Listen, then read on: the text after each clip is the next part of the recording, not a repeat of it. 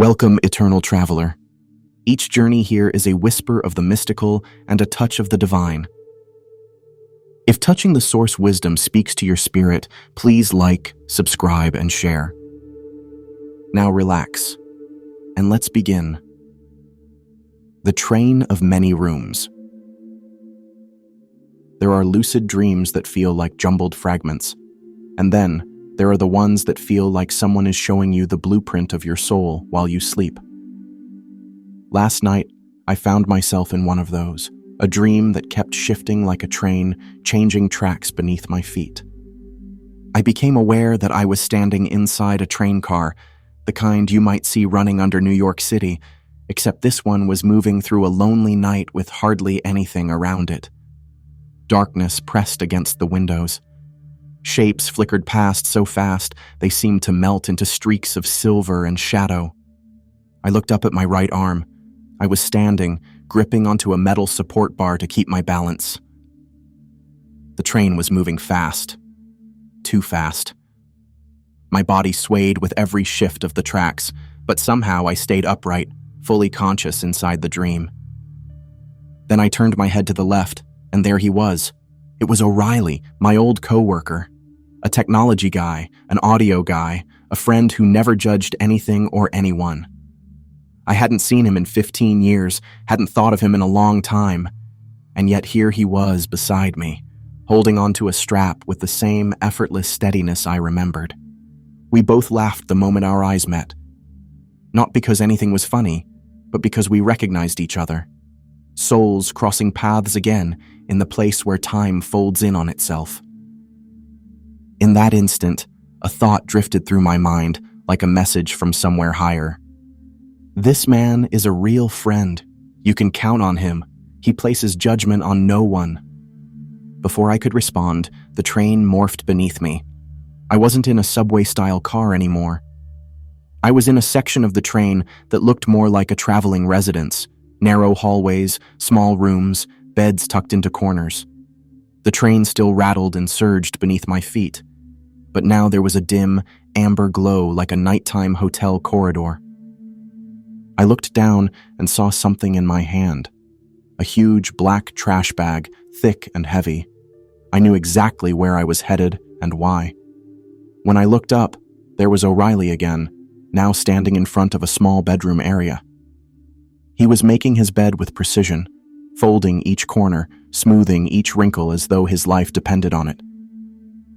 He glanced up as I passed, and we exchanged a simple smile, the kind that said, "I know what you're doing, and I support it." I continued down the hallway toward another room at the far end of the train, my cousin Chantel's room.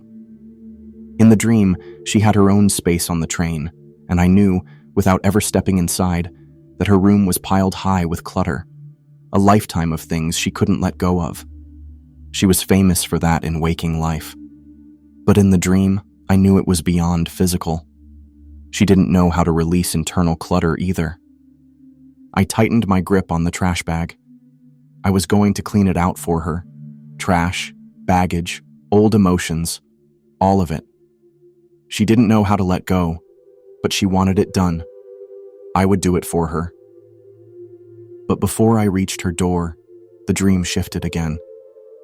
Suddenly, I was back in another part of the train, a wider room this time, with a large bed.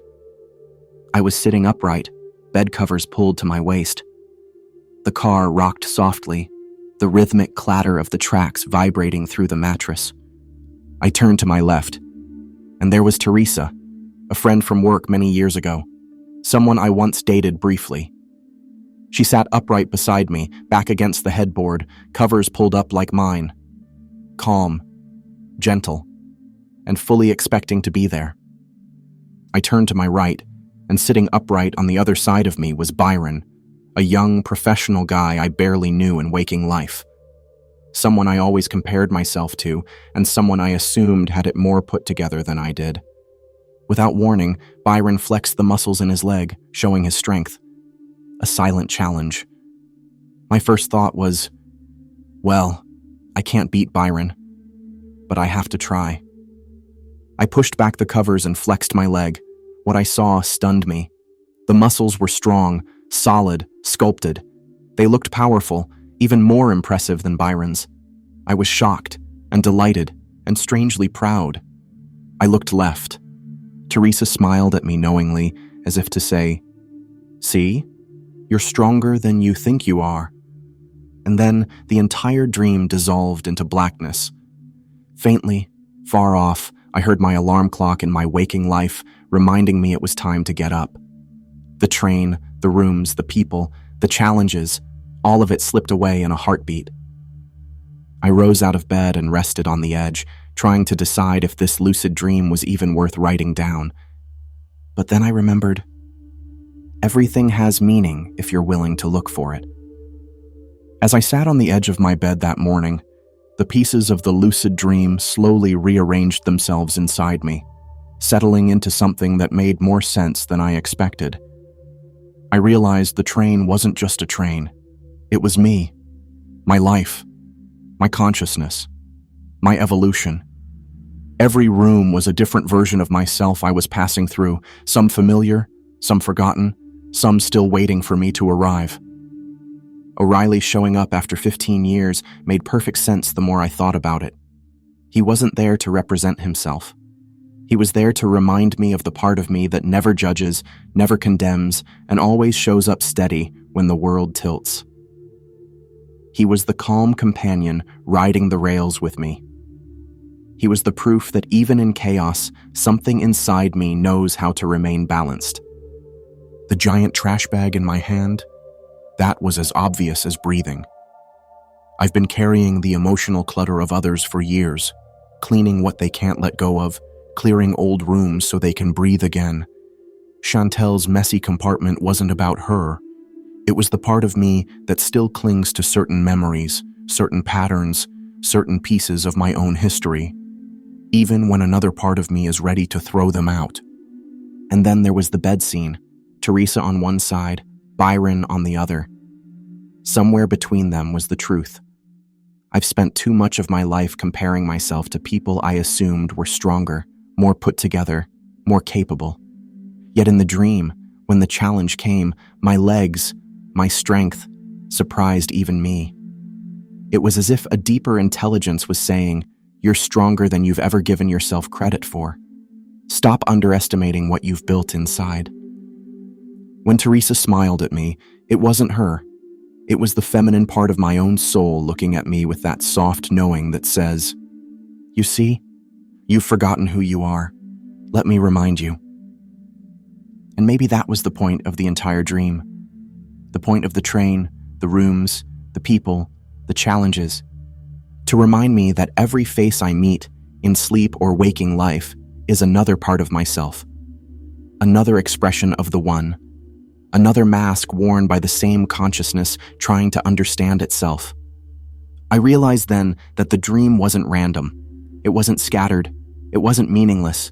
It was a journey through myself. A reminder that I am traveling through different compartments of my identity all the time, cleaning what needs to be cleared, keeping what still serves me, and discovering hidden strengths I didn't know were there. And maybe the biggest lesson was this. Every person in the dream was me. Every room was me. Every movement of the train was me trying to reach a higher version of myself. And the moment I remembered that, the dream didn't feel strange at all. It felt like guidance. Until the next time. And so it is.